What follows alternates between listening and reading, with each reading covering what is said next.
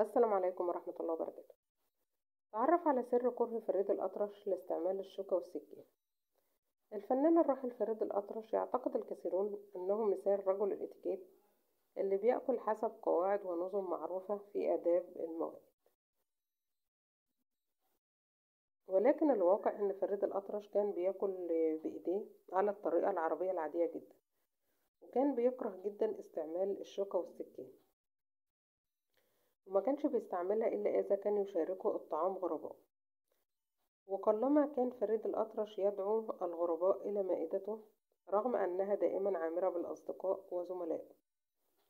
الموسيقار الراحل فريد الأطرش يعد أحد الفنانين اللي حظوا بصداقات قوية جدا داخل الوسط الفني، وده لعل ظروف القاسية اللي مر بها في طفولته هي اللي دفعته إن هو يكون صداقات كتير من داخل الوسط الفني.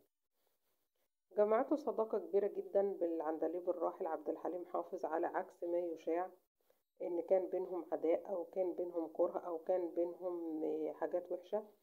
ولكن على العكس ظهروا الاتنين في برنامج تلفزيوني، وكان يكن كل واحد منهم للآخر حب كبير جدا. فريد الأطرش كون دويتو جميل جدا مع الفراشة الراقصة سامية جمال. كانت بتحب ترقص على أنغام وصوت فريد الأطرش.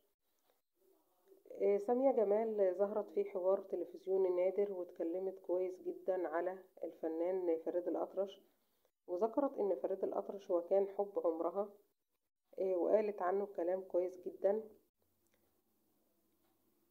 رحم الله الكبير فريد الأطرش.